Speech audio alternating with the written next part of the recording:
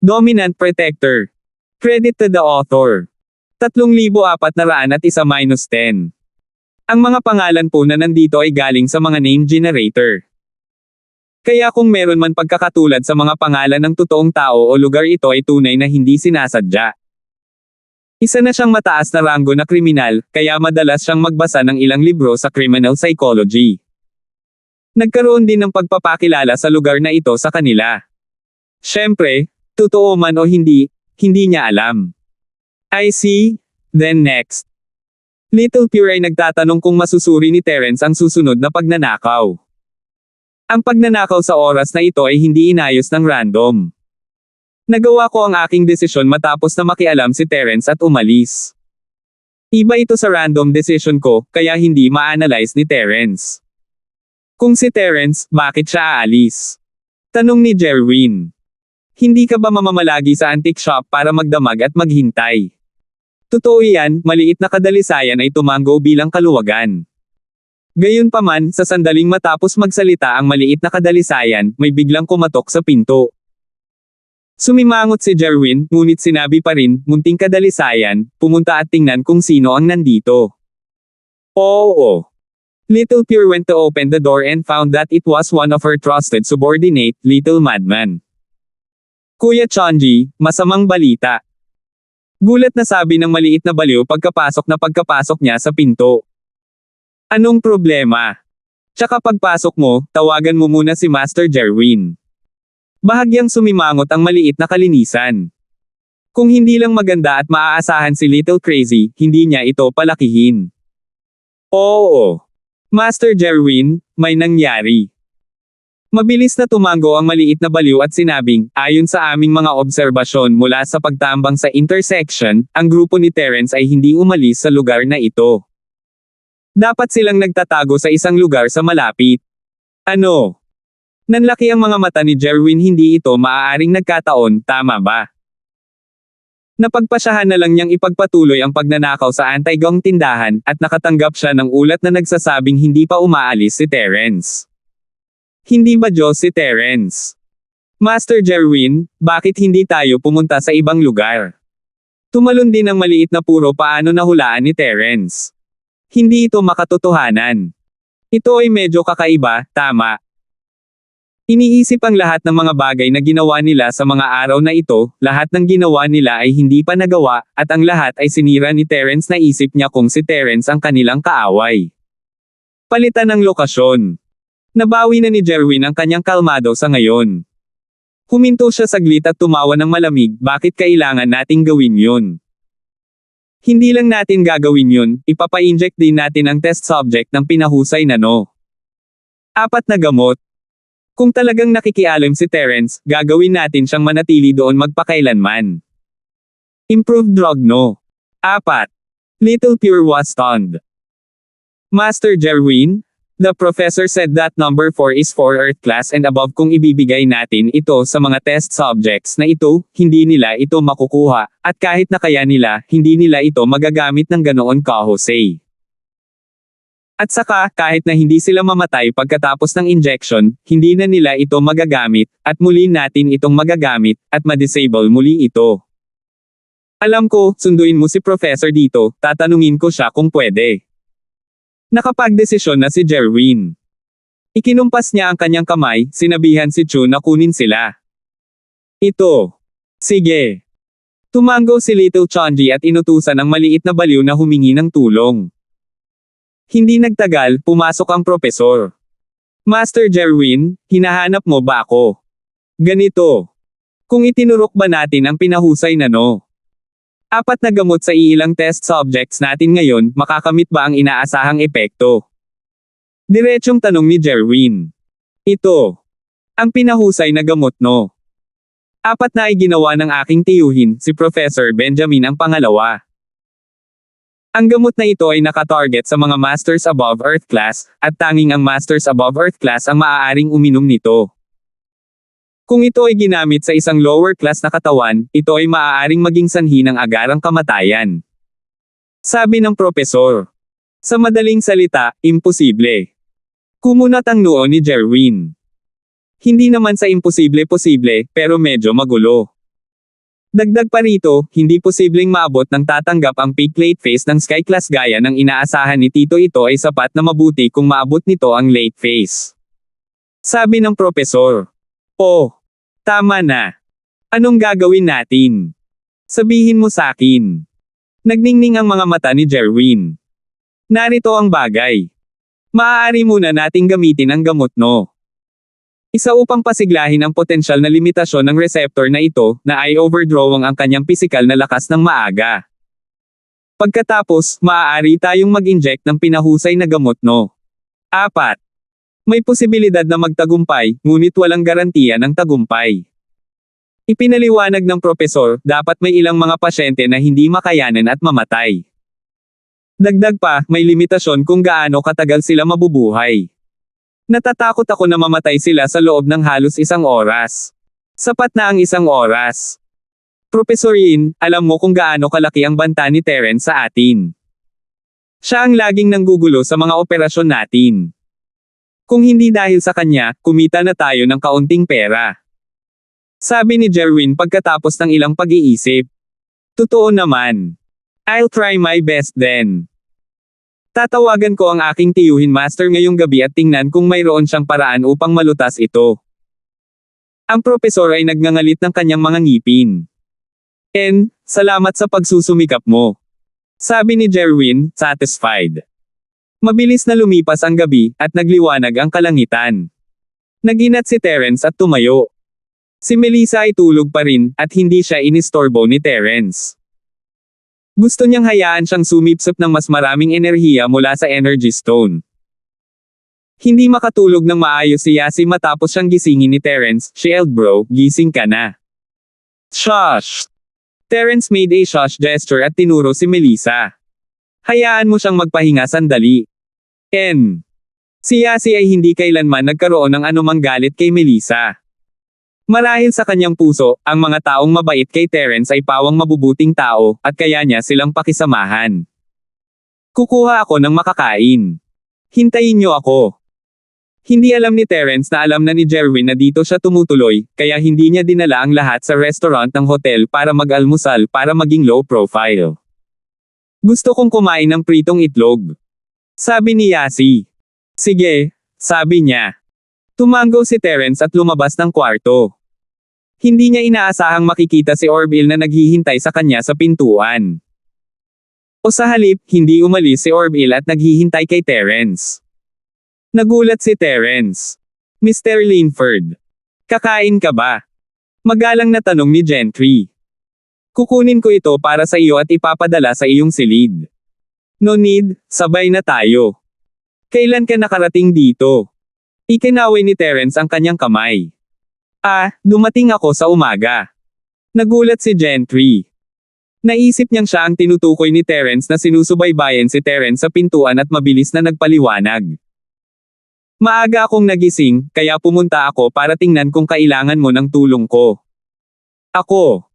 3,402. Wala lang.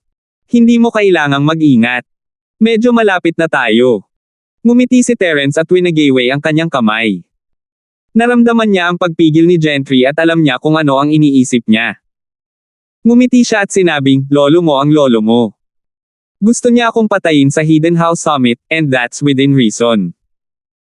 Pero naging maayos naman tayo, kaya ikaw na ang bahala sa kinabukasan ng bahay Duran, di ba? Hindi mo kailangang maging formal, tawagin mo lang akong Terence. Isang tingin ng pasasalamat ang bumungad sa mukha ni Gentry, at sinisiyasat niya, kung gayon, tatawagin na kitang Kuya Linford mula ngayon. Kuya Linford, kapatid ko na ngayon. Gayunpaman, naramdaman din ni Gentry, na ito ay medyo nakakalito. Tinawag niyang Kuya Linford si Terence, kaya dapat siya ang bayaw ni Terence, di ba? Ngunit ngayon, hindi siya nang ahas na basta-basta tumawag. Kapatid mo. Sino ang kapatid mo? Napakurap si Terence. Nakita ni Orville na maganda ang ugali ni Terence at gustong mapalapit sa kanya, ngunit hindi niya inaasahan na magiging ganito si Terence nang banggitin niya ang kanyang kapatid. Wala yon. Huwag mong isipin ang mga bagay na iyon. Mayroon na akong sapat na mga babae sa tabi ko. Huwag mong isipin ang kasal. Hindi naintindihan ni Terence si Gentry at naisip na gustong ibigay ni Gentry ang kanyang kapatid kay Terence. Natigilan si Gentry, nakaramdam ng kakaiba. Hindi niya alam kung ano ang ibig sabihin noon ni Terence. Nakipaghiwalay ba siya kay Josephine? Sa pag-iisip nito, si Gentry ay hindi nang ahas na magsalita pa. Mula sa kanyang pananaw, malamang na ang Snowy Valley ang nagpasama sa mood ni Terence. Gayunpaman, wala siyang masabi sa ganitong uri ng labanan sa pagitan ng mga Diyos. Nakayuko lang siya at samahan si Terence sa restaurant ng hotel. Si Terence ay kumuha ng pagkain, ngunit hindi masyadong uminom, may mga babae lamang sa silid, kaya hindi siya makakain ng marami. Nang makitang maingat si Gentry, hindi alam ni Terence kung ano ang mali sa kanya. Ano ang sinabi niya para maging maingat siya? Gayunpaman, walang pagpipilian si Terence. Kung kailangang mag-ingat si Gentry, wala siyang masabi. Bumalik sa silid, maliban kay Melissa, ang iba ay gising lahat, ngunit hindi ito nakaapekto kay Melissa. Alam nilang lahat na naubos ang lakas ni Melissa kagabi, at mahirap sabihin kung magising siya bago magtanghali. Binigyan ni Terence ng almusal sina Yasi, Amara, at Akira bago ilagay ang mga energy stone ng pantay-pantay sa tabi ng Melissa. Pinagmasdan niya ang mga ito na nag-e-enjoy sa kanilang almusal, ninanamnam ang kapayapaan at katahimikan. Simula nang dumating siya sa lungsod ng Songshan, tila naging magulo ang buhay ni Terence. Halos lahat ng uri ng bagay ay dumating sa kanya, at hindi siya maaaring tumigil sa paggawa. Hanggang ngayon, kailangan pa rin niyang magsumikap para sa plano ng tagapagmana, at bihira lang siyang magkaroon ng libreng oras. Gayunpaman, ang ganitong uri ng oras ng paglilibang ay maaari lamang tumagal ng umaga. Nagmamadaling dumating ang propesor sa silid ni Jerwin. Propesor, kamusta? May solusyon ka ba? Nagulat at natuwa si Jerwin nang makita ang propesor dito, naghihintay siya ng balita mula sa kanya. Ganito po Master Jerwin. Nakita ng Uncle Master ko yung video ni Terence na nakikipaglaban sa biohuman. Nagbigay siya ng ilang suggestions, sabi niya napaka-aggressive daw ng mga galaw ni Terence. Malakas ang biohumans namin, pero hindi sila makakatake. Sa ganitong paraan, okay lang makipaglaban sa mga low-level na masters, pero laban kay Terence, mapatay nila lahat, baka mapatay nila si Sky bago pa sila mapatay ng class. Hindi pa rin sapat ang isang galaw ni Terence, isang tao na hindi hihigit sa 6 na galaw, at lahat sila ay mamamatay. Well, pinag-isipan ito ng mabuti ni Jerwin, at totoo nga. Medyo nasaraan ng loob ang sinabi ng propesor, ngunit kailangan niyang aminin na iyon ang katotohanan. May solusyon ba? Hahayaan na lang ba natin si Terence? Imposibleng palayain siya. Iminungkahi rin ng aking tiyuhin na Panginoon na gamitin natin ang pagkakataong ito para patayin si Terence, kaya iminungkahi niya na turukan natin ang mga bayo-tao ng gamot no. 1, no. 2, at no. 4. Sa ganitong paraan, hindi lang mapapalakas ng ating biohumans ang kanilang lakas, ngunit maaari rin silang kumuha ng maraming tama. Hanggat hindi sila nataman sa kanilang mga ulo, kahit na mawalan sila ng braso o binti, maaari pa rin silang magpatuloy sa pag-atake. Sabi ng professor. Tapos na ayos na. Tumango si Jerwin, tuwang-tuwa. Then what's the problem? May problema din. Ang side effect, 20 minutes lang ang effect. So, kapag nag-inject ng gamot, kailangan gawin sa kotse. Tapos, sa kotse na lang ang hypnosis. We can't waste any time. Sabi ng professor. Ang galing. Hayaan ang maliit na kadalisayan at ang hypnotist na magkasama. Sabi ni Jerwin. Posible iyon, ngunit natatakot akong malantad ang bagay na iyon. Nag-alinlangan ang propesor, hindi lalabas si Terence, hindi ba? Noon, nagpapanggap silang Ron, Nima at Piper para linlangan si Andy. Stay in the car and don't get out. Ano ang ilalantad mo? Si Terence ay walang x-ray vision. Sa tingin ba niya siya si Malcolm? Sabi ni Jerwin sabay wave ng kamay. Master Jerwin, kilala mo rin si Malcolm. Nagulat ang professor. Hindi niya inaasahan na malalaman ni Jerwin ang tungkol kay Malcolm. Ito ang pangunahing sikreto ng mga Firewolves. Hindi ba siya ang ultimate enemy natin?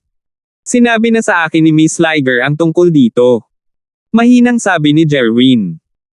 Siya ay lubos na pinahahalagahan ni Miss Liger at nagsimulang makipag-ugnayan sa mga pangunahing sikreto ng Firewolf Gang. Okay Master Jerwin, ako na ang mag-aayos. Tumango ang professor at hindi na nagsalita pa. Pumunta siya para maghanda. Sa tanghali, isang puting van ang pumasok sa tindahan ng mga anti-gang tindahan ng Hidden House Duran. Naroon si Jerwin upang akitin ang atensyon ni Terence, kaya hindi man lang niya pinalitan ang kanyang sasakyan. Ginamit pa rin niya ang kanyang luma para maakit ang atensyon ni Terence. Little Pure was driving the car. Bago siya umalis, nagbigay na siya ng ilang tagubilin sa Little Crazy. Medyo nag-alala siya sa operasyong ito. Pakiramdam niya ay mabibigo ito, ngunit hindi niya masabi kay Jerwin. Siguradong papagalitin siya ni Jerwin dahil sa labis na pag-aalala.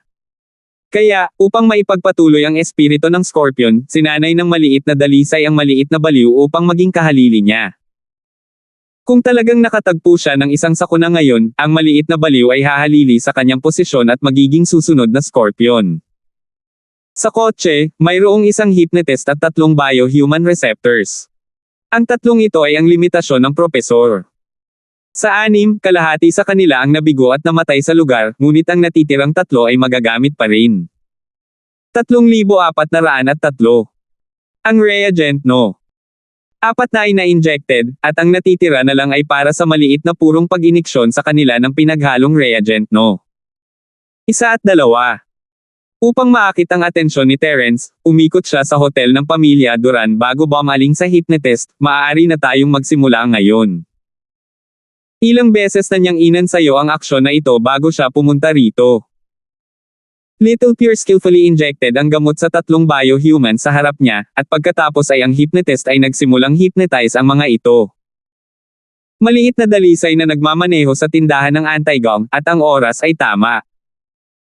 Sa katunayan, napansin nito ni Terence nang lumibot ang kadalisayan sa hotel. Medyo nalilito siya ano ang sinusubukan niyang gawin. Para ay provoke siya. Alam kaya ng Jerwin na tumutuloy siya sa isang hotel at gustong sabihin sa kanya na may pupuntahan siyang rob. O nandito lang siya para tingnan ang lugar at rob the hotel pagkatapos ng antique shop. Siyempre, ang pangalawang posibilidad ay mas malamang, ngunit anuman ang mangyari, pumunta pa rin si Terence sa anti-gang tindahan kasama ang pamilyang Duran. Sa kabilang banda, hinangaan ni Tyrone si Yasi higit sa lahat. Sinabi niya na pupuntahan niya sila muli ngayon, at talagang dumating siya. Naghihintay na sa kanila si Terence nang dumating ang van sa tindahan. Walang ibang mga customer sa paligid, at ang mga tanks ay nilinis ang lugar upang maiwasan ang hindi kinakailangang atensyon. Itinigil ni Little Pure ang sasakyan, and for some reason, sobrang bilis ng tibok ng puso niya. Ang kanyang layunin dito ay upang labanan si Terence, ngunit si Terence ay naghihintay lamang dito, at hindi siya maaaring maging masaya. Pakiramdam niya ay may masamang mangyayari. Paano na, hypnotist? Tapos na ba? Tanong ng munting kalinisan. No problem.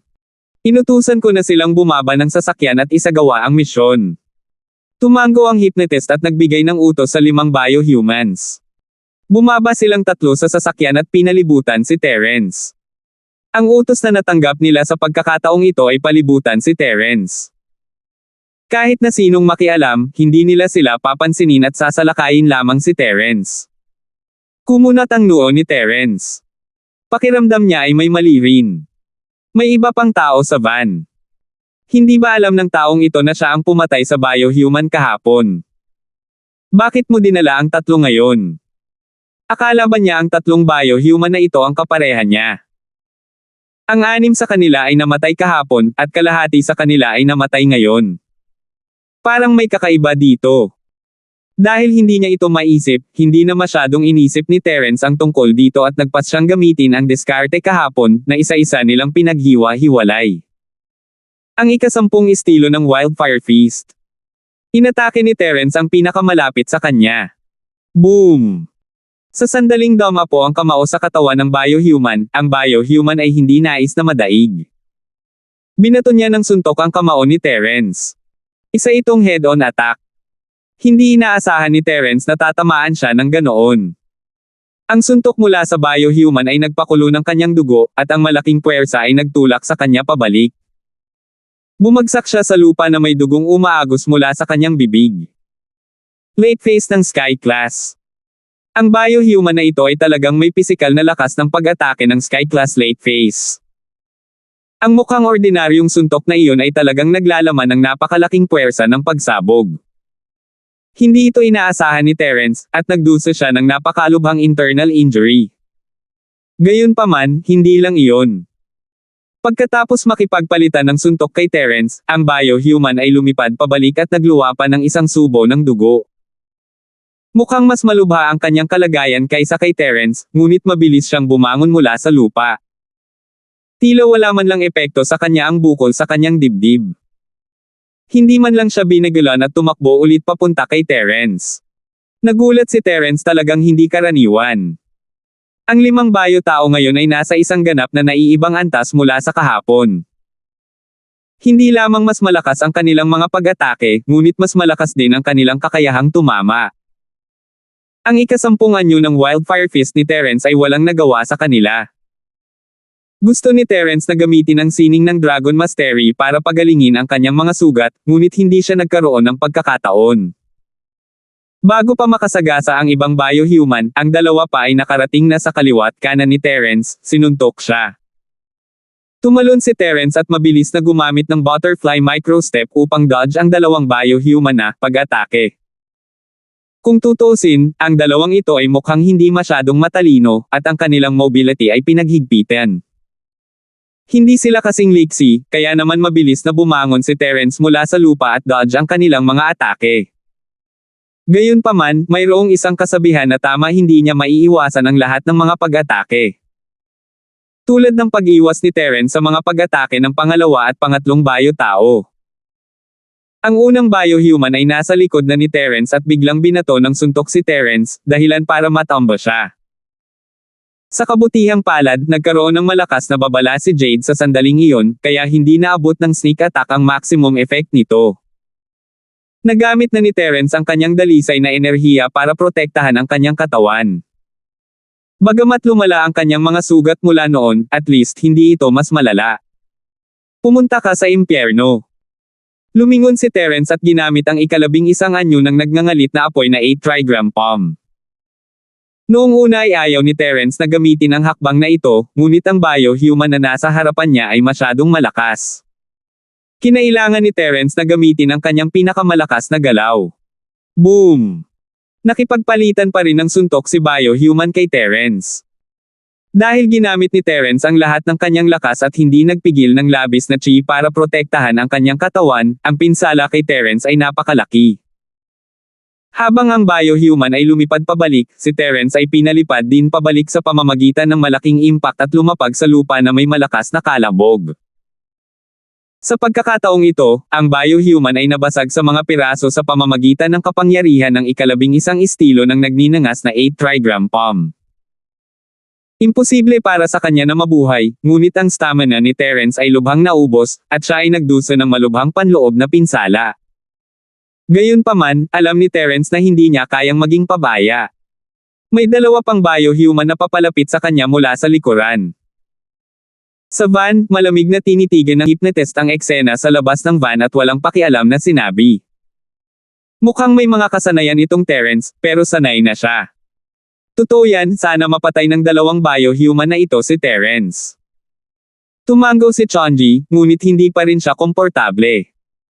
Naiwasan ni Terence ang 2 biohuman na pag-atake gamit ang maliliit na hakbang ng butterfly ng mamamatay, ngunit alam niyang hindi ito solusyon. Maaga o huli ay magkakamali siya kung patuloy siyang umiiwas. Sumigaw si Terence sa kanyang puso, minamaliit niya ang kaaway. 3,404. Hindi niya inaasahan na ganito kalakas ang 3 biohuman na ito. Parang alam ng Jerwin na lalaban siya dito, kaya sinadya niyang magpadala ng napakaraming malalakas na tao. Gayunpaman, sa kasalukuyang pisikal na kondisyon ni Terence, hindi na niya magagamit ang pang-11 estilo ng palad. Patuloy lang siya sa pag-iwas. Sa ganitong paraan, kahit na patuloy na lumaban si Terence, hindi niya magagawang labanan silang dalawa. Siya ay labis na nag-aalala dahil ang kanyang stamina ay nababawasan ng 1 segundo. Isa na siyang malakas na palaso na ipinutok mula sa busog. Ang mga hakbang ni Terence ay unti-unting bumagal, at ang kanyang mga galaw ay nagiging mas mabigat. Sa ngayon, seryosong nagamit ni Terence ang kanyang pisikal na lakas, at nasugatan pa rin siya. Kung hindi dahil sa kanyang pananampalataya, nahuhulog na sana siya rito. Hehe, si Terence lang ang so-so. Sapat na ang 3 biohuman para maging miserable siya ng ganito. Kung magsama-sama ang ilang kahapon, patay na si Terence. Malamig na tumawa ang hypnotist kay Terence, naglakas loob ka bang labanan ang ating Panginoon na si Wen sa ganitong antas ng kasanayan? Hinihiling mo ito. Let's hope Terence not live past today. Tumango si Chonji at medyo nag-relax. Malinaw na dehado ngayon si Terence. Para sa kanya, si Terence ay napahamak. Delikado. Naiwasan ni Terence ang pag-atake ng pangalawa, ngunit paparating na ang pag-atake ng pangatlo. Tila hindi ito makaiwas ni Terence, kaya ang kanta na si Amara ay agad na sumigaw upang bigyan siya ng babala. Subconsciously, gusto niyang magmadali at tumulong, umatake sa biohuman tree ng buong lakas. Gayunpaman, nang damapo ang kanyang kamao sa katawan ng 3 bio-tao, hindi niya ito naramdaman, na para bang wala itong silbi. Patuloy niyang inatake si Terence. Kayong lahat, halika at tumulong. Nag-aalalang sabi ni Amara. Si Tyrone, Kuya Duran, pangalawang kapatid na si Duran, at Gentry ay sumugod lahat para tumulong sa pag-atake sa biohuman. Alam ni Tyrone na kung may mangyari kay Terence, ang Hidden House Duran ay matatapos din. Gayunpaman, ang mga taong ito ay hindi masyadong malakas. Kahit na inatake nila ang biohuman 3, hindi sila maaaring magdulot ng malaking pinsala sa kanya. Bahagyang bumagal lamang ang paggalaw ng biohuman 3 na nagpapahintulot kay Terence na umiwas sa pag-atake. Gayunpaman, sa sandaling nakaiwas si Terence sa pag-atake, ang pangalawa ay umatake muli, na nagpaiyak kay Terence. Ang isang biohuman na 3 ay sobra na para mahawakan ni Amara at ng iba pa, pabayaan ang pangalawa. Ni hindi siya makapag-react sa kritikal na sandaling ito. Nuos kay Patching Scroll. Nang malapit ng sasalakayin ng pangalawang biohuman si Terence, sumigaw ka Akira at pinaandar ang kanyang defensive arts. Sa katunayan, pinaghahandaan ito ni Akira, at ngayong nakita niyang nauubos na ang stamina ni Terence, mabilis niyang ginamit ang kanyang ultimate skill. Gayunpaman, ang dalawang ito ay hindi mahina sa lahat ang kanilang mga pag-atake ay Sky Class late phase. Si Akira ay isang Sky Class early phase lamang, at kahit na kaya niyang ipagtanggol laban sa mga pag-atake ng late phase ng Sky Class, hindi siya makakapag-defend ng matagal. Boom! Ang pangalawang pag-atake ng biohuman ay hindi dumapo sa katawan ni Terence. Sa halip tila tumama ito sa isang layer ng protection na kalasag. Si Terence, sa sandaling ito, ay ganap na malaya. Bumagsak pa siya sa lupa. Naubos na niya ang lahat ng kanyang lakas at kailangan niya mabawi ang kanyang chi sa lalong madaling panahon, at pagalingin ang kanyang panloob na mga pinsala. Alam niyang hindi na makakatagal si Akira, kaya sinimulan niyang i-channel ang sining ng Dragon Mastery para pagalingin ang kanyang mga sugat at mabawi ang kanyang chi. Alam ni Amara ang tungkol sa depensa ni Akira at nakahinga ng maluwag, hinayaan ang dalawa na ipagpatuloy ang kanilang pag-atake kay Terence. Kahit na si Tyrone ay isang Sky Class Master, siya ay isang Sky Class Master na nakainom ng maraming pills. Mahina ang kanyang mga pag-atake, at hindi man lang sila makapagdulot ng malubhang pinsala sa 3. Nadepress siya nito. Hindi niya matulungan si Terence sa ngayon, kaya wala siyang magawa habang ang dalawang biohuman ay umaatake kay Terence. Sa una ay walang naramdaman si Akira, ngunit pagkatapos na kumapit lamang ng 1 minuto, isang patong ng pawis ang lumitaw sa kanyang noo. Pakiramdam niya ay nilalamon ng black hole ang kanyang chi, na parang tubig na umaagos palabas sa kanyang katawan. Sa oras na ito, naiintindihan din niya kung gaano kahirap ipagtanggol ang dalawang taong nasa harapan niya gamit ang kanyang kasalukuyang lakas. Ang lakas ng kanilang pag-atake ay talagang naubos ang kanyang pisikal na lakas at tunay na enerhiya. Gayunpaman, anuman ang mangyari, kinailangan ni Akira na kumapit at lumikha ng pagkakataon para mabawi ni Terence ang kanyang lakas. Kung hindi, si Terence ay nasa panganib. Nag-aalala si Amara at ang iba pa, ngunit wala silang magawa para tumulong. Hindi nila kayang talunin ang biohumans, kaya nanood lang sila. Akira sis, kumapit ka. Maraming ideya si Yasi, ngunit hindi niya alam kung ano ang gagawin. Ngunit sa palagay ko ay tiyak na magagawa nating gawing kaligtasan ang panganib. Halos hindi marinig ni Akira. Masyado siyang mahina, at pinanghahawakan niya ang isang paniniwala. Nag-aalala rin si Terence, ngunit wala siyang pagpipilian ang kanyang mga pinsala ay masyadong malala, at ang paggamit ng ika-11 na estilo ng nagngangalit na apoy na 8 trigram palm ay natupok ng maraming chi. Pagkaraan ng ilang sandali sa pag-iwas, ang kanyang chi ay halos maubos, at maaari lamang siyang umasa na si Akira ay makakapit ng kaunti pa. Lumipas ang oras, segundo, at basang-basa sa pawis ang kwelyo ni Akira. Ang kanyang mukha ay mapatla, at ang kanyang katawan ay nanginginig. 2 minuto na lang. Ngunit muli, sa lakas ni Akira, isang himala na ang makapagdepensa laban sa 2 pag-atake sa huling yugto ng Sky Class. Kailangan niyang magtiyaga. Paulit-ulit na pinaalalahanan ni Akira ang kanyang sarili, ngunit ang kanyang lakas ay humihina, at hindi niya masundan ang kanyang puso. Maaari lamang niyang sunugin ang sariling puwersa ng buhay kapalit ng kaligtasan ni Terence. Matibay ang pananampalataya ni Akira. Ginawa niya ito noon para sa orphanage, at ngayon ay para kay Terence, kaya mas gugustuhin niyang mamatay kaysa sumuko. Lalong lumalabo ang mga tao at bagay sa kanyang harapan. Siya gritted kanyang ngipin at mechanically circulated ang chant. Sa sandaling ito, pakiramdam niya ay gumaan ang kanyang katawan. Hindi niya kailangan gamitin ang lahat ng kanyang lakas para iikot ang awit. Biglang bumalik sa kanyang isipan ang madilim na puntod na iyon, ngunit ang lahat ng nangyari doon ay napakaganda at maliwanag sa kanyang alaala. Ang pag-amin sa labas ng libingan ay walang hanggan na nakatatak sa kanyang puso, nagyelo sa sandaling ito. Dahan-dahan siyang bumagsak sa lupa. 3,405. Nang bumagsak si Akira sa lupa, tumatakbo pa rin ang chant, at hindi pa rin natama ng 2 biohuman si Terence. Duguan ang mga mata ni Terence. Hindi niya akalain na magiging ganito kalungkot ang sure-win battle ngayon. Gusto niyang tumayo at magmadali upang makita kung ano ang mali kay Akira, ngunit kung siya ay tamaan ng biohuman, kung gayon ay hahayaan niya ang mabuting hangarin ni Akira.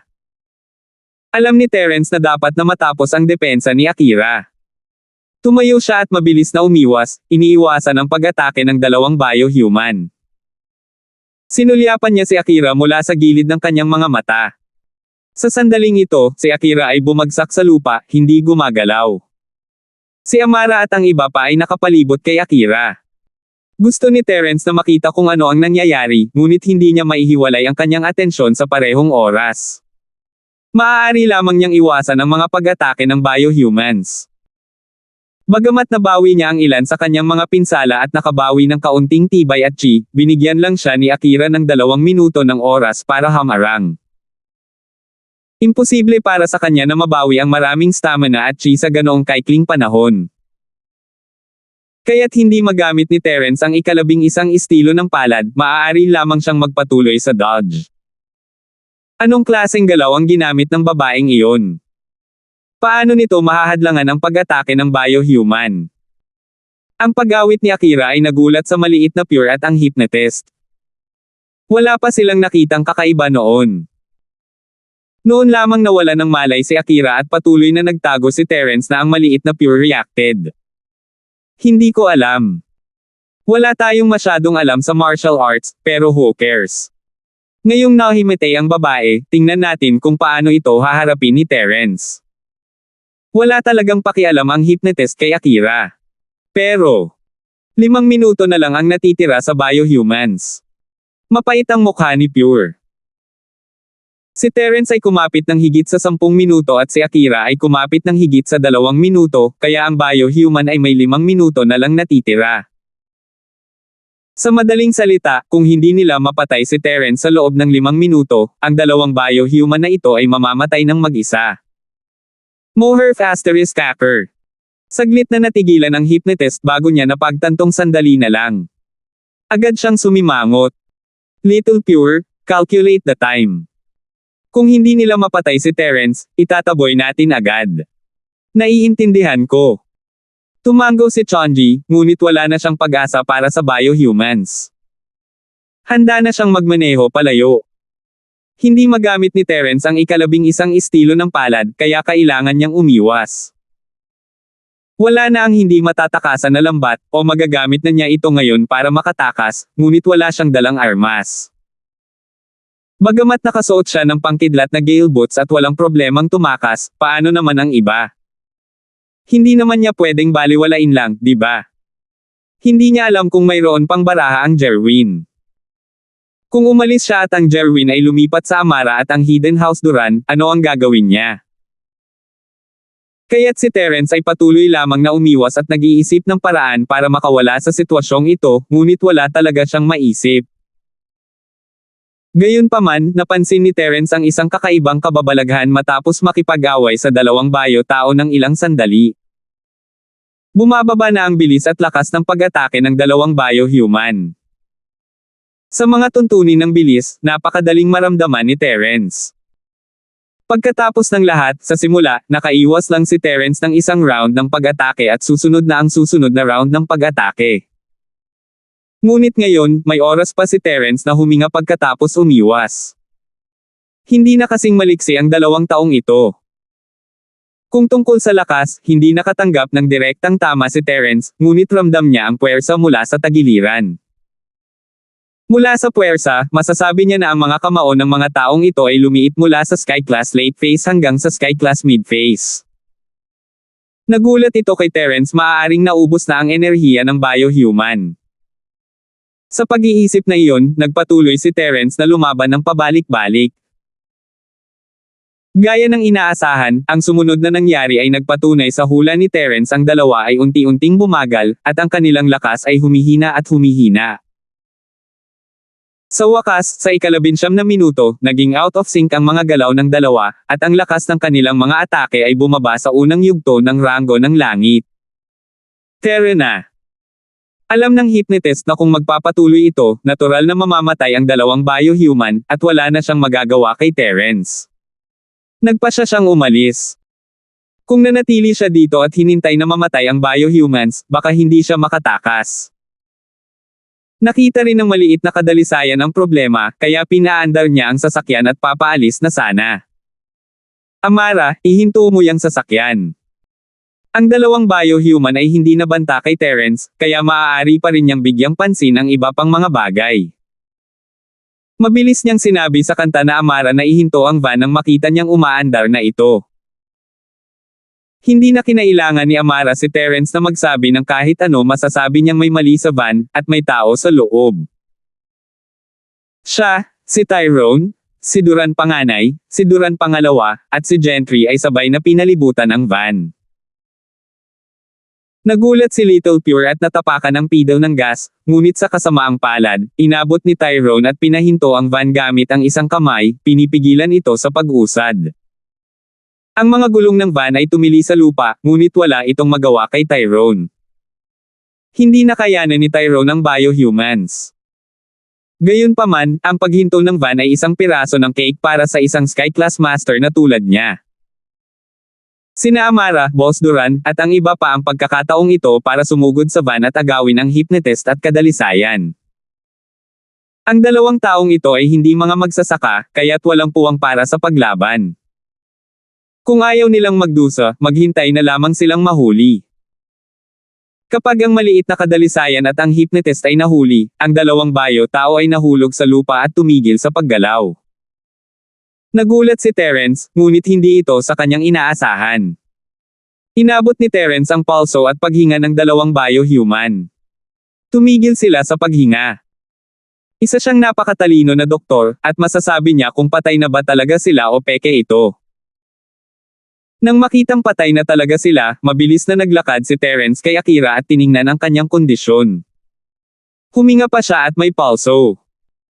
Nakahinga ng maluwag si Terence, ngunit ang kanyang ekspresyon ay naging kakaiba sa susunod na sandali. Ang paghinga at pulso ni Akira ay abnormal. Masasabing ito ay naging napakabagal, tulad ng hininga ng isang hibernate na hayop. Bagamat buhay pa ito, iba ito sa mga normal na tao. Ang katawan ni Akira, sa kabilang banda, ay walang anumang sugat. Sinuri ni Terence at nalaman niyang normal ang katawan ni Akira. 3,406. Nagdulot ito ng malalim na pag-iisip kay Terence na walan lang ba ng lakas si Akira. Ngunit paano niya mababawi ang kanyang stamina at chi? Maaari rin ba siyang gumamit ng mga bato ng enerhiya? Dahil ito ay upang madagdagan ang lakas at chi, ang sining ng Dragon Mastery ni Terence ay walang magawa tungkol dito. Hindi magagamit ni Akira ang kanyang sining sa ngayon, at hindi niya mapuwersa ang enerhiya sa kanyang katawan. Nagpapanik si Terence, ngunit mabilis siyang nakaisip ng paraan. Maaari niyang subukan ang ulan sa tagsibol mula sa langit ngayon, maaari nitong mabawi ang kanyang mga kasamahan sa koponan, stamina at chi. Sa isiping iyon, wala nang pakialam si Terence sa kanyang sarili. Ang sitwasyon ay hindi naapurahan, at ang kanyang mga pinsala ay maaaring gumaling sa ilang sandali. Ginamit niya ang kanyang natitirang purong enerhiya at nagsagawa ng spring rain ng isang beses. Hindi iyon ang buong lakas niya, ngunit tiyak na epektibo ito. Pagkatapos gamitin ang ulan sa tagsibol, malinaw na naramdaman ni Terence na ang lakas ni Akira at si Chi ay nakabawi. Bagamat hindi ito ganap na nabawi, ito ay bahagyang nabawi. Gayunpaman, mapatla pa rin ang mukha ni Akira, at hindi siya nagpakita ng anumang senyales ng paggising. Wala na kaya siyang pure chi para gisingin siya. Sa pag-iisip na iyon, mabilis na naupo si Terence na naka-cross-legged at nagsimulang i-circulate ang sining ng Dragon Mastery, mabilis na nabawi ang kanyang mga sugat at tibay. Pinlano niyang gamitin muli ang ulan sa tagsibol kapag nasa tuktok na siya. Sa oras na ito, ang Amara ay nagdala na ng kaunting kadalisayan at natapos na ang hypnotist. Tiningnan ni Terence ang maliit na kadalisayan at ang hypnotist at nanlamig. Kilala ni Terence ang 2 taong ito. Matapos maskam si Andy, hiniling ni Jasmine Jenny sa kanya na gumuhit ng larawan ng Ronima at Piper. Nakita na sila ni Terence, ngunit hindi niya sila kilala, kaya hindi niya sila gaanong pinansin. Ngunit ngayon na nakita niya ang kaunting kadalisayan at ang hypnotist, bigla niyang napagtanto na ang 2 taong ito ay talagang parehong 2 tao mula noon. Ronima, Piper, long time no see. Ginagamit ni Terence ang sining ng kanyang practitioner para mabawi ang kanyang lakas, ngunit hanggat hindi niya ginagamit ang kanyang kakayahan, hindi ito makakaapekto sa kanyang pagsasalita. Tiningnan niya si Purity at ang hypnotist at malamig na sinabi. Ang kaunting kadalisayan ay natigilan sandali, at alam niyang hindi ito mabuti. Gusto niyang magsinungaling at sabihin na siya at ang hypnotist ay mga driver lamang na inupahan ng biohumans at walang kinalaman sa kanila. Kung ganoon, baka palayain niya sila. Hindi siya masyadong natakot na mahulog sa kamay ni Kanta Amara. Pagkatapos ng lahat, si Amara ay isang pulis at kailangan niya ng ebidensya. Ang mga bayo-tao ay patay na, at walang sino mang magpapatunay nito. Kung ipagpipilitan nilang driver iyon, malamang ay walang magagawa ang Amara. Siya at ang hypnotist ay parehong normal na tao, hindi practitioner. Malamang napalayain sila ni Amara sa huli. Ngunit iba kung mahulog sila sa mga kamay ni Terence. Hindi makipag-usap sa kanila si Terence tungkol sa ebidensya, at ngayong nakilala niya sila bilang Ronima at Piper, hindi mahalaga kung may ebidensya o wala. Hindi sila pinayagan ni Terence. Mamamatay sila kapag nahulog sila sa mga kamay ni Terence. Sa pag-iisip na iyon, naramdaman pa rin ng kaunting kadalisayan na mas mabuting mahulog sa kamay ni Kanta Amara. Masasabi niyang may ginagawa lang sila, at ang tunay na utak ay ang mga higher up ng Firewolf Gang. Sa ganoong paraan, hindi siya mamamatay kahit na mahatulan siya ng kulungan. Officer Song, magiging matapat ako. Si Ronima at Piper ay ang aming mga aliases. Ang aming tunay na pagkakakilanlan ay mga miyembro ng Firewolf Gang. Tumatakbo lang kami. Sasabihin namin sa iyo ang lahat ng alam namin. Mabilis na sigaw ni Little Pure. Tama, tama, ang pagsisinungaling kay Andy dati ay utos din ng boss namin. Member lang kami, aaminin namin lahat. Natural na naunawaan ng hypnotist kung ano ang ibig sabihin ng maliit na kadalisayan at mabilis na sumigaw. Sa totoo lang, hindi talaga interesado si Terence sa kanila. Hindi niya gusto si Andy sa simula, at kung hindi dahil sa ama ni Jenny, hindi niya ito bibitawan ng ganoon kadali kahit na hindi niya ito patayin. Wala siyang planong tumayo para kay Andy ngayon. Dahil ang dalawang ito ay gustong maglinis, pagkatapos ay kantahan na lang niya ang Amara. Pagkatapos ng lahat, ang kanta Amara ay gumawa ng isang mahusay na trabaho. Ang sunog na usapin ng Wolfgang ay palaging responsibilidad ng Supernatural Investigation Bureau. Tingnan natin kung sinabi nila sa atin ang tungkol sa Jerwin. Kung ginawa nila, ibig sabihin ay seryoso sila sa pagsasabi sa atin ng totoo. Kung hindi, sabihin mo sa akin at bubuksan ko ang kanilang mga bungo para makita mo kung nagsisinungaling sila. Mahinang sabi ni Terence. Si Little Pure ay ayaw magbenta ng Jerwin. Galing daw siya sa Firewolf Gang, pero para pagtakpan din ang Jerwin. Napakalaki ng Firewolf Gang, sino ang nakakaalam kung saan siya nagmula? Ngunit ngayon, tila nakatingin si Terence sa kanila at may alam siyang katotohanan. Parang imposibleng magsinungaling sa kanila. Walang magawa si Little Pure. Sabi ko sa iyo. Ang namamahala ay isang lalaking tinatawag na Master Jerwin. Hindi ko alam kung siya ay Jerwin o hindi. Oo, Master Jerwin ang tawag sa kanya ng lahat. Yun lang ang alam namin. Mabilis ding dagdag ng hypnotist. Hindi ba Jerwin? Malalaman namin kung sasabihin mo sa amin o hindi. Pinandilatan ni Amara ang dalawa. Halika, sumunod ka sa akin. Nabawi ni Terence ang kanyang mga sugat at chi at gumamit muli ng ulan sa tagsibol, ngunit ang nagpalungkot sa kanya ay ang chi ni Akira ay tila gumaling, ngunit hindi siya nagpakita ng anumang senyales ng paggising. Shield bro? Akira sis, siya. Ngayon lang naglakas loob si Yasi na lumapit. Ayaw niyang istorbohin si Terence nang makita niya itong nag-concentrate. I don't know what's wrong with her. Kapag lumala ang ganitong sitwasyon, nabawi ko na ang lakas niya at totoong chi, pero hindi pa siya nagigising. Pwede bang may iba pang problema? Sumimangot si Terence at umiling. Hinawakan ni Yasi ang ulo ni Akira at sinuri ang kanyang paghinga. Nagulat siya, bakit si Akira sis, humihinga ng mahina? Hindi mahina, mabagal.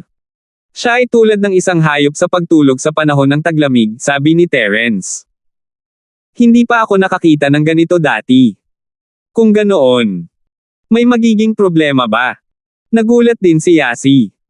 Hindi niya akalain na ang tulong ni Akira ay magdudulot ng problema. Sa ngayon, walang anumang panganib na nagbabanta sa buhay. Napakamatatag na mga palatandaan ng paggaling niya, parang nag-hibernate siya. Sabi ni Terence. Kung ganoon ay maaaring parang si Ate Melissa, may kulang, kaya nawala ng malay. O nagmana rin siya. Katulad ni Trixie. Tanong ni Yasi pagkatapos ng ilang pag-iisip. 3,407. Ang tagapagmana ay hindi.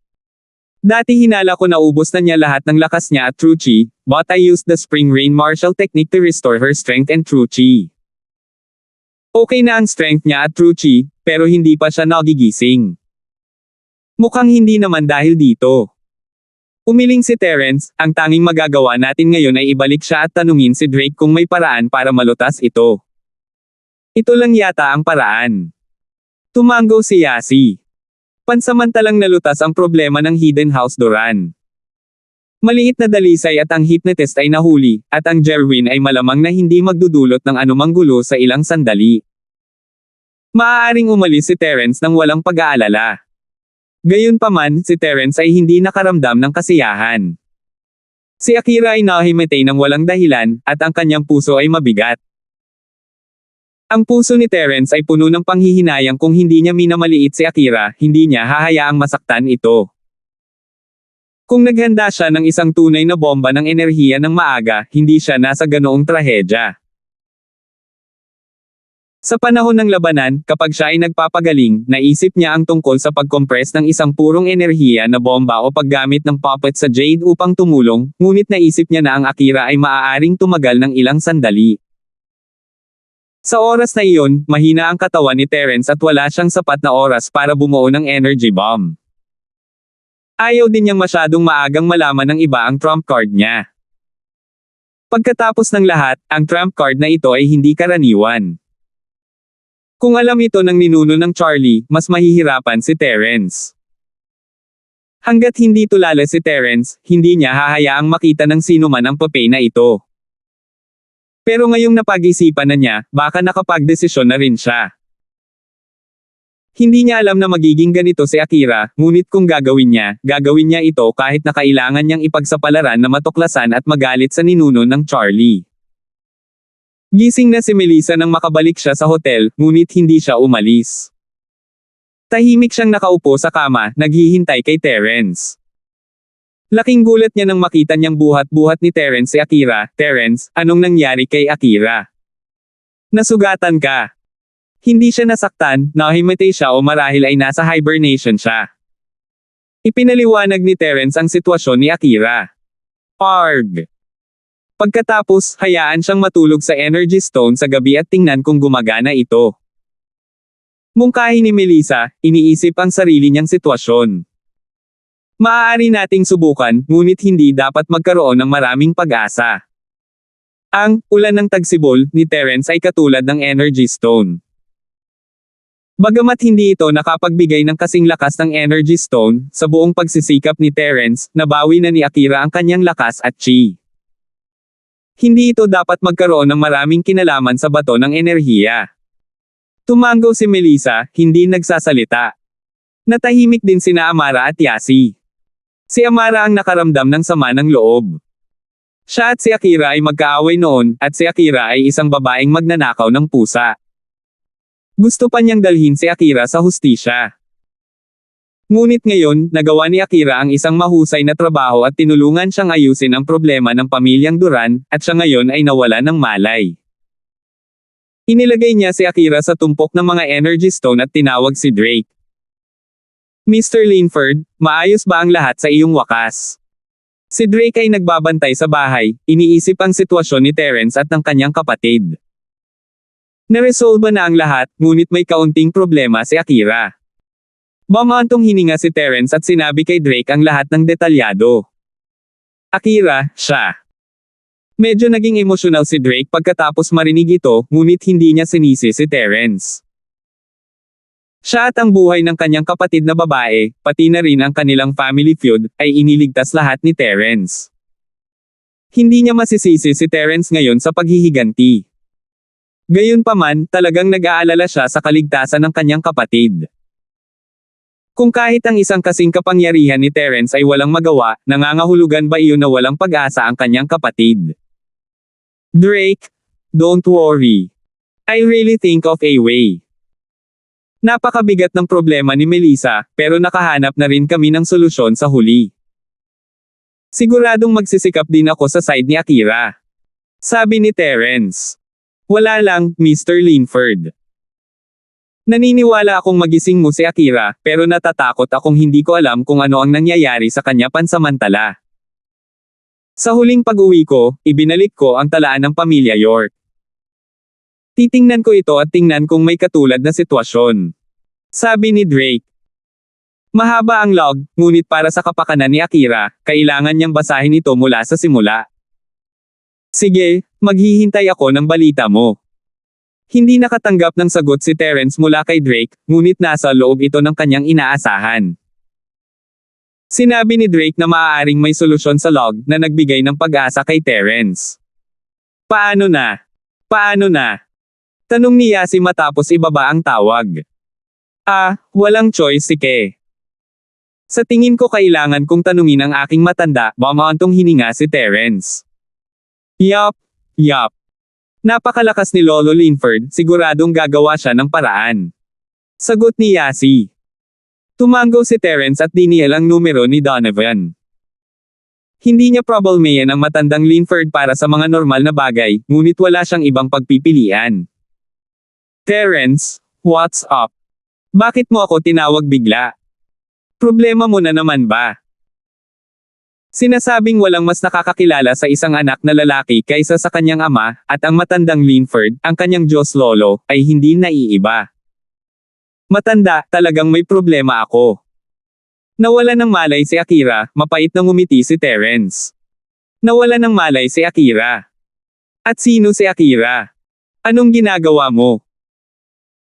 Ang matandang lalaki na si Linford ay huminto, hindi pa niya narinig na pinag-uusapan ni Terence ang tungkol kay Akira, kaya hindi niya alam kung paano magre-react nang sabihin ito ni Terence. Isa lang siya sa mga female confidants ko.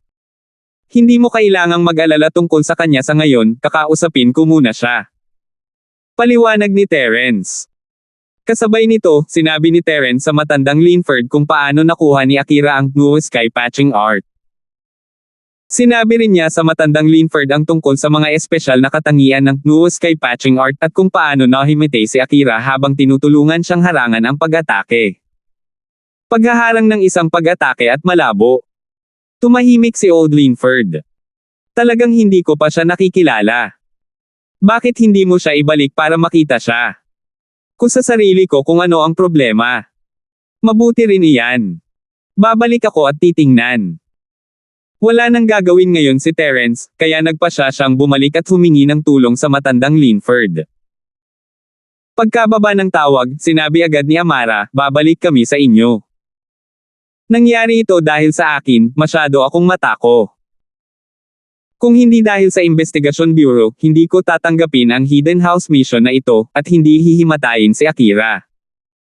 3,408. Hindi kita sinisisi. Terence waved his hand. I'm also from the Supernatural Investigation Bureau. Logically speaking, business ko din ang Supernatural Investigation Bureau. Hindi ako pwedeng tumayo na lang at walang gawin, not to mention na may kaugnayan ito sa Jerwin. Matagal ko na siyang ayaw. Kahit hindi ito mangyari, aatakihin ko pa rin siya. Sige, guguluhin kita sa usapin ni Akira. Napabuntong hininga si Amara. Sa sandaling iyon, may kumatok sa pinto. Mabilis na inalis ni Terence ang mga energy stone sa kama at binuksan ang pinto upang makita si Tyrone at ang iba pa na nakatayo sa labas. Ayaw ni Terence na makita ng iba ang mga energy stone. Kung tutuusin, hindi niya dapat ipakita ang kanyang kayamanan. Young Hero Linford, kumusta si Miss York? Nagising ba siya?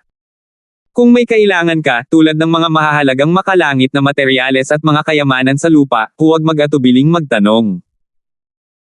Hanggat nagagawa ito ng ating Hidden Duran family at mahanap ito, talagang hindi tayo tatanggi.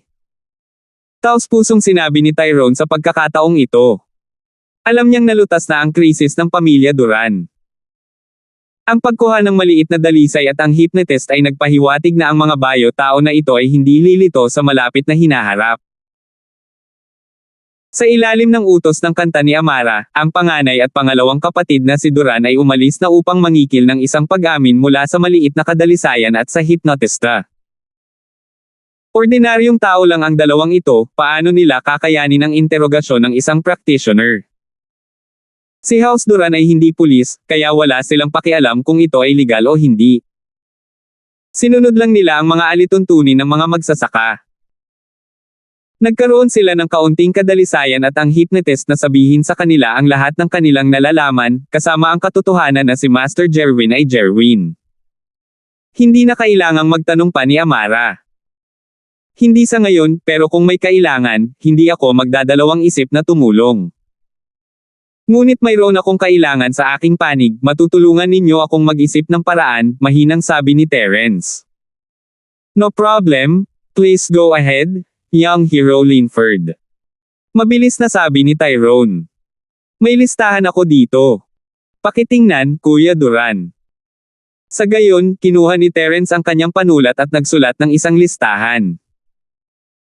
Fine steel, dark steel, black dark steel, colored steel, dark charcoal stone, pure topaz, blue crystal powder, dragon blood of the 5 evils. Tiningnan ni Tyrone ang mga item sa listahan at natigilan. Young Hero Linford, you need these things. Tama. I wonder kung meron nito si Kuya Duran. Tumango si Terence. Mukhang may ilan, ngunit ang mga bagay na ito ay tila walang gaanong pakinabang. Hindi alam ni Tyrone kung para saan ang gusto ni Terence sa mga bagay na ito, ngunit ibinigay pa rin niya ang listahan kay Boss Duran. Panganay na kapatid na si Duran, ikaw at pinapunta mo si She sa treasure house ng aming nakatagong Duran family para hanapin ang mga bagay na ito. Oo, Ama. Tumango si Boss Duran at umalis kasama si Gentry. Young Hero Linford, nakuha ko na ang mga pahayag ng maliit na kadalisayan at ng hypnotist. Gusto mo bang tingnan? Noon lamang nagsalita si Tyrone tungkol sa isa pang seryosong bagay. Titingnan ni Amara, hindi ako titingin. Hindi interesado si Terence sa dalawa. Amin ba nila na si Master Jerwin ay Jerwin? Ginawa niya, at sinabi pa niya ang ilang iba pang mga bagay tungkol sa mga firewolves. Mabilis na sabi ni Tyrone. Oh. Kumurap-kurap si Terence, hindi niya akalain na magiging ganito kalambat ang dalawang ito. Marami silang nasabi sa isang pagkakataon, at napukaw nito ang kanyang interes. Gaya ng inaasahan, Jerwin ang utak sa likod ng mga eksena. Marami sa mga nakaraang kaso ay nagsisimula ng magpakita ng mga palatandaan ng pag-unlad. Ang underground fighting arena, ang kidney trafficking case, ang kidnapping case, ang robbery case, at iba pa ay planado ng Jerwin. Karamihan sa mga taong nahuli ni Amara ay mga scapegoat ni Jerwin, ngunit sa pagiging palihim ni Jerwin at sa pagkakakilanlan ng kanyang Firewolf Gang, wala siyang magawa sa kanya noon. Ngayong bahagi na siya ng Supernatural Investigation Bureau, natural na may karapatan siyang mag-imbestiga sa Firewolf Gang. Ngunit ang mga Firewolf ay masyadong makapangyarihan, at kailangan silang imbestigahan ni Amara ng hakbang-hakbang. Mula sa pahayag na ito, ang dalawang pinakamahalagang tao sa paligid ng Jerwin ay medyo dalisay at ang hypnotist. Ang hypnotist ang pangunahing taong kumokontrol sa bio-tao. Ngayong nahuli na siya, kahit na nilikha ang biohumans, walang makakakontrol sa kanila sa maikling panahon, kaya walang dapat ikatakot. Nakahinga ng maluwag si Amara. Parang kaya niyang bumalik at isara ang kasong ito. Para sa Jerwin, alam ng Amara na hindi ganoon kadaling mahuli siya. Hindi siya ang walang ingat na maliit na babaeng pulis na kanta ni Amara sa simula. Ngayon, alam na ng kanta Amara kung paano magplano bago kumilos. That's about it. Dapat sinabi nila sa akin ang lahat ng nalalaman nila. Tiningnan ni Terence ang listahan ng mga krimen, kabilang ang pagsisinungaling kay Andy. Ngunit hindi niya maibalik ang pera mula sa dalawang ito, ang utak kay Jerwin, at naibigay na niya ito sa mga Firewolves, kaya kailangan niyang bawiin ito sa kanila kalaunan. Habang nag-uusap sila, bumalik ang panganay na kapatid ni Duran hindi nagtagal. Sa likod niya ay si Gentry na may hawak na dalawang brocade box sa kanyang mga kamay. Malinaw na nahanap na niya ang kailangan ni Terence. Bahagyang nanliit ang mga mata ni Terence, at medyo nagulat siya. Young Hero Linford, ikinalulungkot kung pinaghintay kita. Nang pumasok ang panganay na kapatid na si Duran, magalang niyang sinabi. Ang mga bagay na binanggit mo ay hindi karaniwang ginagamit. Dalawa sa kanila ang nahanap ng aming nakatagong Duran family, ang isa ay Black Profound Iron at ang isa naman ay Dark Charcoal Stone. Nagkaroon na kami ng ilan sa iba dati, tulad ng purong dilaw na jade at asul na kristal na pulbos, ngunit hindi namin masyadong inisip ang mga ito. Ipinamigay lang namin sila sa isang tagong bahay na summit. Tumango si Terence.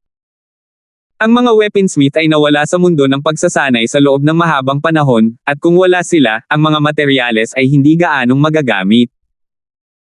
Maaaring sila ay mukhang mahal, ngunit sila ay talagang walang halaga. Natural lang na ang bahay ni Duran ay hindi nag-iisip na ibigay sila. Gayunpaman, ang dalawang bagay na ito ay sapat na upang lubos na mapasaya si Terence. Itim na malalim na bakal, maitim na batong uling. Ang dalawang bagay na ito ang kulang kay Terence, talagang mayroon siyang iba. Asul na kristal na pulbos, purong dilaw na jade, kulay na bakal, at maging itim na bakal. Sa dalawang bagay na ito, kulang na lang kay Terence ang dugo ng dragon ng 5 kasamaan. Ito ang pinakamahirap na bahagi, ngunit nakahinga ng maluwag si Terence ngayong narito na ang lahat. Ang paglalakbay na ito ay hindi isang aksaya, at si Terence ay hindi tumayo sa seremonya. Kinuha niya ang mga gamit at sinabing, "Salamat, Elder Duran. Kung ganoon, mag-leave muna kami. Kung mayroon pa, maaari kang makipag-ugnayan sa Supernatural Investigation Bureau." Sige, young hero Linford. Bilang mga miyembro ng Cultivators Association, tiyak na susundin namin ang pangunguna ng Supernatural Investigation Bureau at hindi magdudulot ng hindi kinakailangang gulo para kay Mr. Linford. Mabuti naman. Tumango si Terence at binuhat si Akira. Lumabas siya ng silid na may Amara, Yasi, at Melissa. 3,409. Mr. Linford, ano ang dapat nating gawin sa kaunting kadalisayan at hypnotiste? Tanong ni Tyrone. Amara, pupunta ako sa Star West Village. Pwede ka bang bumalik muna? Sinabi ni Terence sa Amara. Kung tutusin, may kasama silang dalawang sospek at hindi komportable para sa kanta na Amara na dalhin sila. Bagamat sinabi ng kanta na Amara na gusto niyang samahan si Terence dahil siya rin ang may pananagutan sa pagkahimatay ni Akira, iba na ang sitwasyon ngayon. Well, nag-alinlangan si Amara, ngunit naalala niya ang kanyang misyon. Sige, babalik muna ako. Kung may kailangan si Akira, makipag-ugnayan sa akin anumang oras. Tumango si Terence, ngunit isang hindi inaasahang tawag sa telepono ang nagpabago sa kanyang schedule. Nagring ang telepono ni Terence, at tiningnan niya ang caller ID si Drake iyon. Kaya mabilis na kinuha ni Terence ang telepono. May balita ba si Drake tungkol kay Akira? Big K? Paano na? Nahanap mo na ba ang problema? Tanong ni Terence pagkatapos kunin. Mr. Linford, may nakita nga akong kaso na katulad ng sa kapatid ko. Ninuno ito ng pamilya York. Sa log, binanggit nito ang pagkahimatay, sabi ni Drake.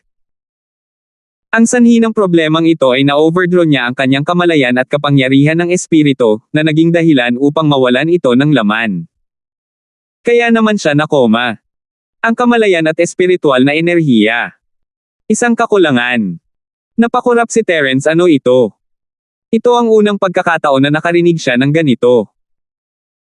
Oo. Kapag lumalaban sa isang malakas na presyon at suntok, kung ang lakas ng isang tao ay naibigay na sa limitasyon at hindi pa rin makalaban, kung gayon kung may paniniwala sa katawan ng isang tao, sa tulong ng makapangyarihang kamalayan at kapangyarihan ng espiritu, ang isa ay patuloy na lalaban hanggang sa maubos ang kamalayan at kapangyarihan ng espiritu. Ikaw ang manliligaw ng kapatid ko. Ayaw niyang may mangyari sa iyo, kaya pagkatapos niyang maubos ang lahat ng kanyang lakas at tunay na chi, umasa siya sa kanyang makapangyarihang kamalayan at espiritu upang suportahan ang kanyang sarili. Kaya naman nangyari ito. Sabi ni Drake. Kaya pala ganito. Inisip ni Terence na ito ay isang pantasya, ngunit iyon ang naging takbo ng mundo ng pagsasanay, mahirap ipaliwanag ng may logika. Kung gayon, paano natin siya gisingin, o sa halip, mabawi ang kanyang kamalayan at espiritual na kapangyarihan? I'm not sure about that. Iba ang consciousness at spirit sa stamina at true chi. Kaya naman hindi pa nagigising si Akira, kahit na nabawi mo na ang stamina at true chi niya, Mr. Linford. This journal is not recorded anything about this. Nabanggit lang nito na gumaling ang ninuno ko sa tulong ng Divine Doctor. Sabi ni Drake. Sinong Divine Doctor? Paano ka naka-recover? Mabilis na tanong ni Terence. Hindi ko alam. Ang bagay na ito ay dapat na nakatala sa tala ng buhay ng aking ninuno, hindi sa tala ng buong pamilya. Kung tutusin, ang tala ng pamilya ay panandalian lamang na babanggitin ang mga personal na bagay na ito, ngunit hindi sa detalye. Kung tungkol sa mga partikular na detalye, kailangan nating tingnan ang tala-arawan ng ninunong ito. Paliwanag ni Drake. Ito. Tapos, meron ka pa ba nitong diary ng buhay ni Nuno? Hindi maiwasan ni Terence ang kaba. Dapat meron. Sa bahay natin use Ancestral Hall, sa ilalim ng pangalan ng ating mga ninuno, may diary ng bawat isa sa kanila. Ngunit, kailangan nating bumalik muli. Sabi ni Drake. Then, balik na tayo. Hindi natakot si Terence sa mahabang paglalakbay. Kung tutuusin, may iba pa siyang gagawin sa disyerto ng Hakuna Marta. Masyado siyang nag-aalala kay Melissa, at ayaw niyang ipaalam kay Harry kung bakit siya nandito.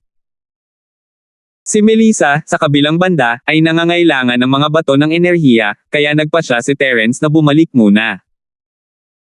Sa katunayan, siya ay pupunta sa Hakuna Marta Desierto upang maghanap ng isang tao, at ang taong iyon ay ang Pangalan. Ayon sa mapa na ninakaw mula sa Red Conch Headquarters, mayroong isang drug refinery base sa Hakuna Marta Desert, at malamang na naroon ang Pangalan. Ayon sa distansya ng ruta sa lupa, ito ay isa sa mga pinakamalamang na lugar para sa Pangalan. Kaya, kung pupunta siya muli sa pamilya York sa pagkakataong ito, nagpa siya si Terence na hanapin ang Pangalan. Bagamat manipis ang pag-asa, kinailangan itong hanapin ni Terence. Kaya naman pumayag si Terence nang walang pag-aalinlangan. Oo naman, hanggat hindi mo iniisip na ito ay isang mahabang paglalakbay, pupunta kami. Nag-aalala rin si Drake sa kalagayan ng kanyang kapatid. Wala siyang magawa, kaya ayos lang na sumama siya kay Terence. Sige, maghiwalay na tayo at magkita tayo sa direksyon ng Hakuna Marta Desert. Aalis tayo sa lugar ko at sa lugar mo. Ang pinakamalapit na lungsod ay dapat ang Linford Bay City. Magkita tayo sa entrance ng highway sa Bubay City, sabi ni Terence. Okay. Then, Mr. Linford, can I drive the Land Rover in the garage? Tanong ni Drake. Land Rover. Siyempre, ngumiti si Terence. Nakuha nila ni Trixie ang Land Rover na ito, ngunit nang walang malay si Trixie, ayaw niyang ibalik ang mga alaala, kaya huminto siya sa pagmamaneho nito. Ngayong maayos na si Trixie, hindi na maibabalik ng sasakyan ang anumang masasamang alaala, kaya hindi na ito mahalaga. Tapos magkita tayo sa highway exit. Tumango si Drake. Binaba ni Terence ang tawag at bumaling kay Amara, Yasi, at Melissa. Amara, this time, you, Yasi, Melissa, and Akira should go back. Pupunta ulit ako sa Hakuna Marta Desert. Baka makahanap tayo ng solusyon sa nahimatay na problema ni Akira doon. Doon ang pamilya York. Tumango si Amara. Wala na siyang ibang gustong sabihin dahil may mahahalagang bagay si Terence na dapat gawin. Si Yasi, sa kabilang banda, ay medyo ayaw sumama kay Terence, ngunit alam niya na kailangang alagaan siya ni Terence kung pupunta siya. Pumayag siya, okay, child bro, aalagaan naming mabuti si Akira sis. Nag-aalala si Terence na susundan siya ni Yasi, ngunit hindi niya inaasahan na ganoon pala siya kamakatwiran.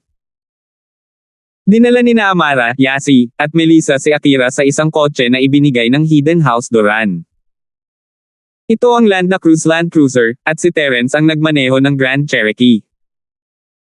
Hindi dinala ni Terence si Akira dahil sinabi ni Drake na siya ay iniligtas ng isang makajos na doktor. Kung hindi nila mahanap ang makajos na doktor, walang silbi kahit na isama pa ni Terence si Akira. Tsaka hindi pa nila alam kung buhay pa ang makajos na doktor. Ang pangunahing layunin ni Terence ay humanap ng paraan para pagalingin ang Miracle Doctor, o hanapin ang kahalili. Dagdag pa, hindi lang sa pamilya York ang pupuntahan ni Terence sa pagkakataong ito. Kailangan din niyang pumunta sa base, at ang pagsasama kay Akira ay magiging mahirap. Ipagpapatuloy. Kung gusto mo ang gawaing 3,410. Hindi inaasahan ni Terence na babalik siya sa Hakuna Marta Desert sa napakaikling panahon. Bumilis ang sasakyan at hindi nagtagal ay nakarating sa highway exit ng North City. Dahil medyo malapit ang lungsod ng Donghai, nakita ni Terence ang Land Rover ni Trixie na nakaparada sa hindi kalayuan pagkatapos dumaan sa toll station. 2 beses na bumusina si Terence, at umamin si Drake. Nagtungo silang dalawa sa disyerto ng Hakuna Marta, isa sa harap at isa sa likod. Pangalawang beses na silang pumunta doon, at pamilyar silang dalawa sa daan. Sa wakas, nakarating sila sa tirahan ng pamilya York kinabukasan. Bumalik na sa dati nitong kapayapaan ang lugar. Talagang hindi na bumalik si Housego pagkatapos nilang umalis, at malamang na hindi sila nang ahas na bumalik. Ang kanilang tagapagtaguyod ay pinatay ni Terence, kaya hindi sila manggahas na magdulot ng gulo. Saan ang Ancestral Hall? Tara na. Sabi ni Terence. Nag-aalala si Drake sa kalagayan ng kanyang kapatid. Dinala niya si Terence sa isang patio pagkatapos ng maraming pagliko. May isang sinaunang gusali sa looban. Ito marahil ang Ancestral Hall ng pamilya York. Si Terence ay hindi pa nakakita ng totoong Ancestral Hall dati, ngunit nakakita siya ng katulad sa TV. Ang panlabas ng lugar na ito ay katulad. Gayunpaman, nang papasok na si Drake sa Ancestral Hall, bigla siyang huminto at nagbago ang kanyang mukha. Itinuro niya ang isang plaque sa itaas ng Ancestral Hall at galit na sinabi, "Mr. Linford, nakikita mo." Inangat ni Terence ang kanyang ulo at nakita ang mga salitang, "Chuanji-gu Family's Ancestral Hall," sa pisara. Sumimangot siya. Ano ang kahulugan nito? Ang Ancestral Hall ng pamilya Gu. Hindi kaya ang mga memorial tablet na nakalagay dito ay napalitan na ng pamilya Gu? Sa pag-iisip na iyon, mabilis na pumasok si Terence. Gaya ng inaasahan, ang mga memorial tablet ay kay Gu lahat, at walang Yorks. Inis na inis si Terence. Ang pamilyang Gu ay nanirahan dito ng higit sa 10 taon, kaya malamang na pinalitan nila ang mga tabletang pang-alaala sa Ancestral Hall ng kanilang sariling pamilya. Walang sino man ang sasamba sa mga tabletang pang-alaala ng ibang mga pamilya. Wala bang mali sa kanila? Bukod dito, malamang na ang anak ng pamilyang Gu ay nagmamadaling tumakas at walang oras na dalhin ang mga memorial tablet na ito sa kanya, kaya iniwan niya ang mga ito dito. Ang anak na iyon na si Gu ay hindi isang anak na tao, kaya malamang na hindi niya ito aalisin kahit na iniisip niya ito. Ngunit, saan napunta ang memorial tablet ng pamilya York? Hindi gaanong pinansin ni Terence ang mga bagay na ito noon, dapat ay tinanong niya ito tungkol dito. Kailangan niya itong hanapin ngayon. Napakalungkot din ang mukha ni Drake. Walang miyembro ng pamilya York dito, kaya saan niya mahahanap ang mga ancestral tablets? Mr. Linford, maghiwalay na tayo at tingnan natin kung nawala ang memorial tablet kung saan. Subukan lang ni Drake na hanapin ito. Pagkatapos ng lahat, ang tablet ay maaaring nawala ng pamilyang Gu, kaya imposibleng mahanap ito. Sige, I guess that's the only way. However, let's go to the previous underground treasury and look for it. Who knows? Baka may something doon. Iminungkahi ni Terence. Mabuti naman. Tumango si Drake. Ang treasure vault ng pamilya York ay ginamit bilang bodega ng pamilya Gu. Noong huling pagkakataon, hinanap niya ang Noah Heaven ni Akira na nagpatching scroll at hindi na pinansin ang ibang mga bagay. Baka nasa loob ang mga tabletang iyon. Pumunta silang dalawa sa bodega. Ito ay isang gulo. Matapos itong sakupin ng pamilya Gu, maraming bagay ang inilagay doon. Hindi nila alam kung ano sila. Tumayo silang dalawa sa magkabilang gilid ng bodega at nagsimulang maghanap ng mga memorial tablet. Masasabing hinalughog nila ang lugar mula gabi hanggang kinaumagahan. Gayunpaman, sa kanilang pagkabigo, hindi nila nakita ang tabletang pang-alaala. Mukhang hindi iniwan ng pamilyang Gu ang memorial tablet dito. Ngunit ito ay maliwanag Housego ay hindi nais na panatilihin ang tablet ng ibang tao, pagkatapos ng lahat. Medyo nanlumo lang sina Terence at Drake. Pumunta tayo sa ibang lugar para maghanap, huwag pang hinaan ng loob. Pareho silang mga magsasaka, kaya ang antas ng pisikal na pagkonsumo ay hindi isang problema. Kaya naman, sabay silang umalis sa bodega at nagsimulang halongkatin ang bahay. Mula sa madaling araw na pagsikat pa lamang ng araw hanggang sa paglubog ng araw, ang kalangitan ay puno ng mga bituin. Halos masagasaan na nilang dalawa ang buong bahay, ngunit hindi pa rin nila mahanap kung saan naiwan ang memorial tablet. Kung tama ang dati niyang pagtatansya, dapat ay itinapon na ang mga memorial tablet ng pamilya York. Pagkatapos ng lahat, sino ang handang maglagay ng mga tabletang pang-alaala ng ibang tao dito? Paano malas iyon? AI. Napabuntong hininga si Drake, hindi ko alam kung saan nagpunta ang pamilya Go. Wala man lang akong matanong ngayon. Kung nawala sila, hindi natin sila matatanong. Kung hindi nawala, hahanapin natin. Tinapik ni Terence ang balikat ni Drake at inaliw siya, punta ulit tayo sa Ancestral Hall. Baka nasa isang sulok siya. Mabuti naman. Naisip ni Drake na tama si Terence. Tumayo siya at naglakad papunta sa Ancestral Hall kasama si Terence. Hindi nila hinanap ng mabuti ang Ancestral Hall noon, kaya bumalik sila. Nilagyan din ng electric lights ang Ancestral Hall. Bagamat antigo ang bahay, matagal na itong naaayon sa modernong sibilisasyon. Nagsimula silang dalawa na tumingin sa paligid ng Ancestral Hall, ngunit pagkatapos ng mahabang panahon na paghahanap, wala silang nakita. Kung tutuusin, hindi naman kalakihan ang Ancestral Hall, at walang masyadong mga gamit sa loob. Lahat ay makikita sa isang sulyap. Napabuntong hininga si Drake at walang magawang umupo sa lupa. Drake, I want to ask you, yung life diary na binanggit mo, yung nasa likod ng memorial tablet. Biglang naisip ni Terence ang isang mahalagang tanong, ang tablet ay ganoon lamang kalaki, gaano katagal ang tala ng buhay ng isang tao? Sa karamihan, maaari siyang sumulat ng ilang mga pangungusap upang isummarize ito, tama ba? Hindi. Biglang tumayo si Drake at hinampas ang hita. Ang tala-arawan ay inilagay sa kahoy na uka sa ibaba mismo ng tabletang pang-alaala. Dahil doon, mabilis na tumakbo si Drake sa isa sa mga memorial tablet at nataman ito sa lupa. Pagkatapos, ilang beses siyang naghukay sa ilalim ng memorial tablet, at ang kahoy sa ilalim ng memorial tablet ay nabuksan na parang mekanismo. Hinubad niya ang maliit na takip sa itaas at may puwang sa ibaba. Sa espasyo, may isang maliit na librong malabuklet. Sa maliit na booklet, may tatlong malalaking salita na Dax York. Si Dax York ay halatang miyembro ng pamilya York. Nagpaliwanag ito ng problema, at iyon ay hindi natuklasan ng pamilyang Go ang maliit na mekanismo sa ilalim ng memorial tablet na maaaring maglagay ng tala-arawan. Itinapon lang nila ang memorial tablet sa itaas, ngunit hindi nila nadiskubre ang diary sa secret compartment sa ibaba. Nang makita ito, parehong nagulat at natuwa si Drake. Salamat po at sinamahan ninyo ako, ingat lagi mga master.